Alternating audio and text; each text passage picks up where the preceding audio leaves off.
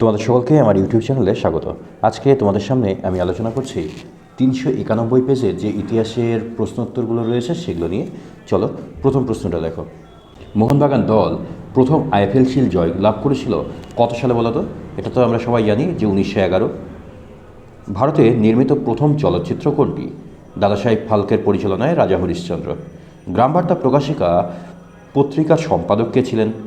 এটা কিন্তু তোমার কাঙাল হরিনাথ। কলকাতা সংস্কৃত কলেজ কবে প্রতিষ্ঠিত হয় বলতো? 1824 সালে। বিদ্রোহী রাজা নামে কে পরিচিত? ঈশানচন্দ্র রায়। কলকাতা মেডিকেল কলেজের প্রথম শবব্যবচ্ছেদ করেছেন কে বলতো? এটা কিন্তু তোমার মধুসূদন গুপ্ত। মজনু শাহ যে বিদ্রোহের নেতা ছিলেন তা কোন বিদ্রোহের? এটা কিন্তু তোমার সন্ন্যাসী ও ফকির বিদ্রোহের নেতা ছিলেন। ভারতে ওয়াহাবি আন্দোলনের প্রকৃত প্রতিষ্ঠাতা কে ছিলেন? সৈয়দ আহমেদ। স্বদেশ প্রেমের গীতা কোনটা বলতো? এটা কিন্তু তোমার আনন্দমঠ উপন্যাস। প্রচন্ড মমতা এটা কি ছিল? একটা ব্যঙ্গচিত্র। কার? গগনেন্দ্রনাথ ঠাকুরের। বাংলা মুদ্রণ শিল্পের জনক কে বলতো? এটা কিন্তু তোমার চার্লস উইলকিন্স। বেঙ্গল কেমিক্যালস এর প্রতিষ্ঠাতা কে? এটা আচার্য প্রফুল্লচন্দ্র রায়। শান্তিনিকেতনে বৃক্ষরোপণ উৎসবটি পালিত হয় কত তারিখে? 22শে শ্রাবণ। এটা কিন্তু রবীন্দ্রনাথ ঠাকুরের মৃত্যু দিবসও ছিল। ভারতে কমিউনিস্ট পার্টি কবে গঠিত হয় বলতো? ভারতে কিন্তু বলেছে এটা কিন্তু 1925 সালে। কিন্তু যদি বলো কমিউনিস্ট পার্টি প্রথম কবে প্রতিষ্ঠিত হয়েছিল, এটা তাহলে কিন্তু 1920 সাল রাশিয়ার তাশখণ্ডে হবে। বারডোলি সত্যাগ্রহের নেতৃত্ব কে দিয়েছিল বলতো? সর্দার বল্লভভাই প্যাটেল। মুসলিম লীগের প্রতিষ্ঠাতা কে ছিল? এটা নবাব সলিমুল্লাহ। আমাদের মনে হতে পারে যে মোহাম্মদ আলী জিন্নাহ, কিন্তু মোহাম্মদ আলী জিন্নাহ কিন্তু নয়। সাম্প্রদায়িক বাটোয়ারা নীতি কে ঘোষণা করেছেন? Ramsay McDonald. এই যে ম্যাকডোনাল্ড শুধু দেওয়া আছে। মতুয়া সম্প্রদায়ের প্রতিষ্ঠাতাকে হরিচাঁদ ঠাকুর।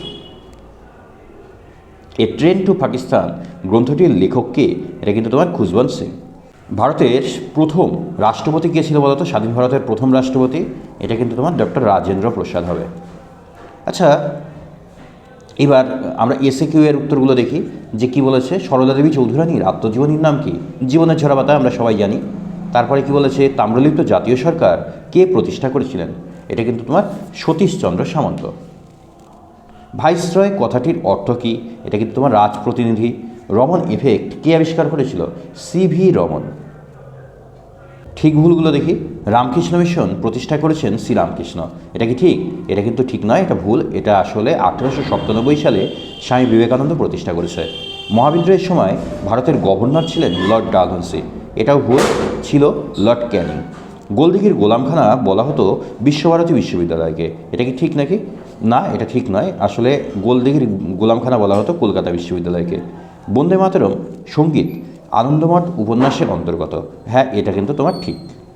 চলো এবার আমরা মেলানোগুলো করে নিই। দেখো প্রথমটা কী বলেছে? ইয়ং বেঙ্গল। ইয়ং বেঙ্গল কী হবে? এটা আমরা জানি যে ডিরোজিও হবে। ঠিক আছে। আচ্ছা, সংবাদ প্রভাকর। সংবাদ প্রভাকর কোনটা? ঈশ্বরচন্দ্র গুপ্ত কিন্তু সংবাদ প্রভাকর পত্রিকার সম্পাদক ছিলেন। স্বরাজ্য দল কে গঠন করেছিল? চিত্তরঞ্জন দাস। আর তাহলে একটা পরে থাকছে ভবানন্দ। ভবানন্দ কি বঙ্কিমচন্দ্র চট্টোপাধ্যায়? তোমরা এটা দিতে পারো, তবে এটা নিয়ে কিন্তু সন্দেহ রয়েছে। ঠিক আছে, তাই এইটা আমি কিন্তু দিচ্ছি না। তো এটা নিয়ে একটু সন্দেহ রয়েছে। স্বামী বিবেকানন্দ বর্তমান ভারত বইটি লিখেছিলেন। আসলে কেন লিখেছিল? ভারতবাসীকে দেশের অতীত সম্পর্কে সচেতন করার তার উদ্দেশ্য ছিল। তাহলে ব্যাখ্যা 1 নম্বরটা কিন্তু আমাদের সঠিক। বিবৃতি 2 কী বলেছে? কোল বিদ্রোহ মূলত উপনিবেশ বিরোধী সংগ্রাম ছিল। আচ্ছা, কোল বিদ্রোহ যে উপনিবেশ বিরোধী সংগ্রাম ছিল তো বুঝলাম। দেখো এখানে কি বলছে যে ছোটনাগপুরকে এবার ব্যাখ্যা বলেছে যে কোল জনগণ ব্রিটিশ কোম্পানির হাত থেকে দেশের শাসন ক্ষমতা দখল করতে চেয়েছিল। এটা নয়। ছোটনাগপুর অঞ্চলে কোম্পানির শাসনের বিরুদ্ধে কোল জনগণ, হ্যাঁ এইটা কিন্তু ছোটনাগপুর অঞ্চলে কোলদের ওপর অত্যাচার হয়েছিল, সেই কারণেই কিন্তু কোলরা সংগঠিত হয়েছিল। বিবৃতি 3 কী বলেছে? ওয়ার্কস অ্যান্ড প্রেজেন্ট পার্টি প্রতিষ্ঠিত হয়েছিল কেন? এটা কিন্তু সাম্যবাদী ভাবধারা প্রসারের জন্য। শেষ বিবৃতি কী বলেছে দেখো। 19 শতকে বাংলার নবজাগরণ ব্যাপ্তি ছিল খুবই সীমিত। আচ্ছা কেন? এখানে কি শুধু গ্রাম বাংলায় নবজাগরণ হয়েছিল? কারণ শুধুমাত্র শিক্ষিত শ্রেণীর মধ্যেই এটি সীমাবদ্ধ ছিল। এইটা কিন্তু আমাদের সঠিক।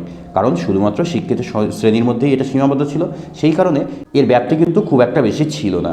ঠিক আছে। আর এই যে গয়েরগুলো আমি খুব শীঘ্রই কিন্তু আপলোড করে দেবো, তোমরা সেখান থেকে ডাউনলোড করে নেবে। তোমাদের যদি ভিডিওটা ভালো লাগে তাহলে অবশ্যই শেয়ার করো এবং সাবস্ক্রাইব করে দাও। সকলকে ধন্যবাদ।